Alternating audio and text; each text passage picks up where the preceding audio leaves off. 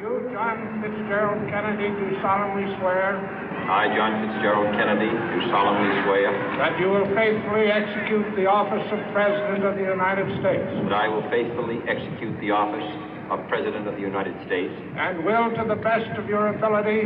And will, to the best of my ability. Preserve, protect, and defend the Constitution of the United States. Preserve, protect, and defend the Constitution of the United States. So help you God.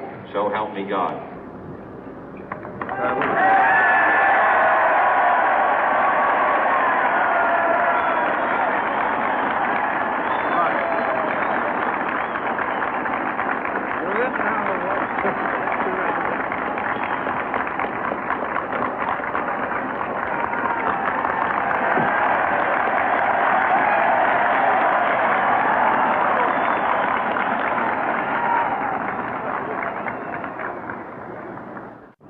Vice President Johnson, Mr. Speaker, Mr. Chief Justice, President Eisenhower, Vice President Nixon, President Truman, Reverend clergy, fellow citizens. We observe today not a victory of party, but a celebration of freedom, symbolizing an end as well as a beginning, signifying renewal as well as change. For I have sworn before you and Almighty God the same solemn oath our forebears prescribed nearly a century and 3/4 ago. The world is very different now, for man holds in his mortal hands the power to abolish all forms of human poverty and all forms of human life. And yet the same revolutionary beliefs for which our forebears fought are still at issue around the globe. The belief that the rights of man come not from the generosity of the state, but from the hand of God. We dare not forget today that we are the heirs of that first revolution. Let the word go forth from this time and place to friend and foe alike that the torch has been passed to a new generation of Americans born in this century, tempered by war, disciplined by a hard and bitter peace, proud of our ancient heritage, and unwilling to witness or permit the slow undoing of those human rights to which this nation has always been committed and to which we are committed today at home and around the world.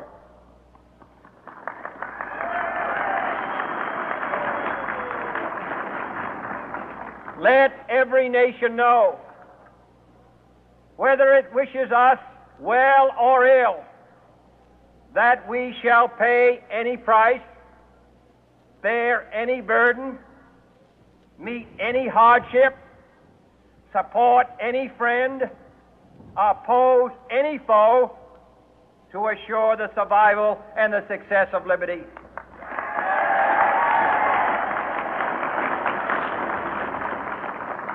This much we pledge and more.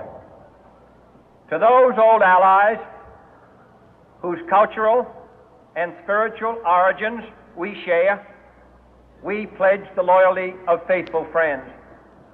United, there is little we cannot do in a host of cooperative ventures.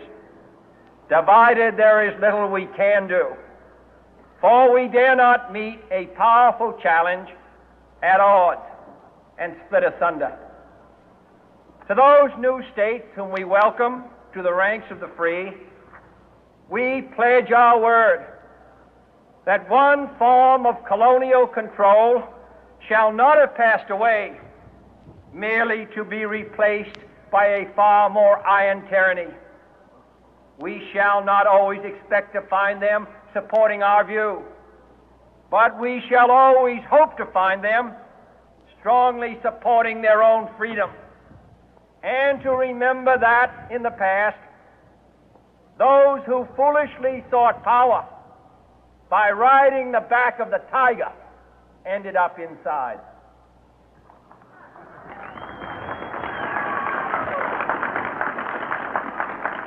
To those people in the huts and villages of half the globe struggling to break the bonds of mass misery, we pledge our best efforts to help them help themselves for whatever period is required, not because the communists may be doing it, not because we seek their votes, but because it is right.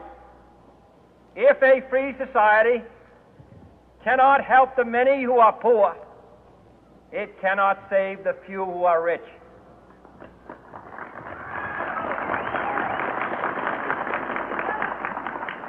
To our sister republics south of our border, we offer a special pledge to convert our good words into good deeds, in a new alliance for progress, to assist free men and free governments in casting off the chains of poverty.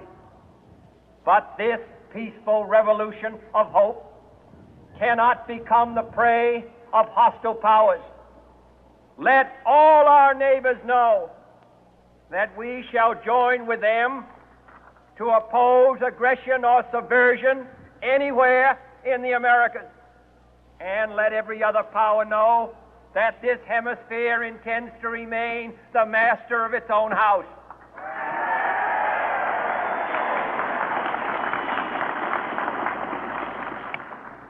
To that World Assembly of Sovereign States, the United Nations, our last best hope, in an age where the instruments of war have far outpaced the instruments of peace, we renew our pledge of support to prevent it from becoming merely a forum for invective, to strengthen its shield of the new and the weak, and to enlarge the area in which its writ may run.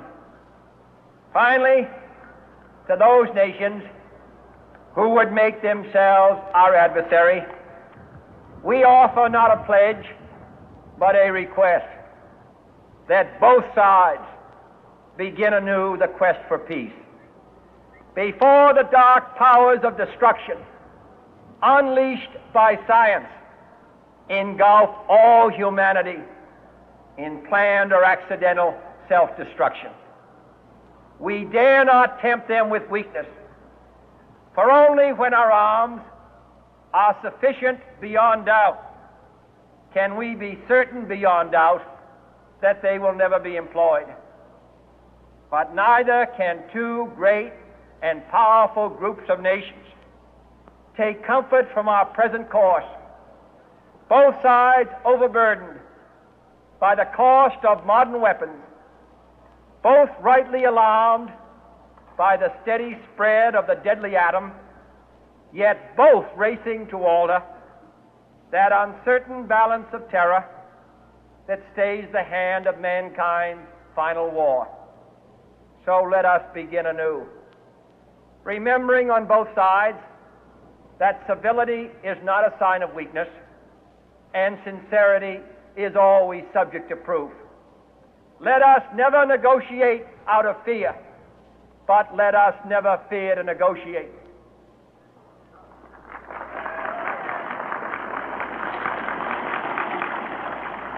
Let both sides explore what problems unite us, instead of belaboring those problems which divide us. Let both sides, for the first time, formulate serious and precise proposals for the inspection and control of arms, and bring the absolute power to destroy other nations under the absolute control of all nations.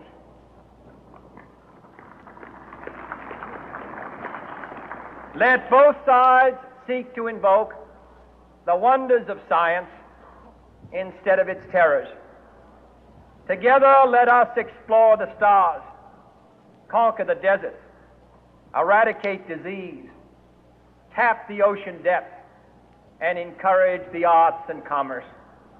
Let both sides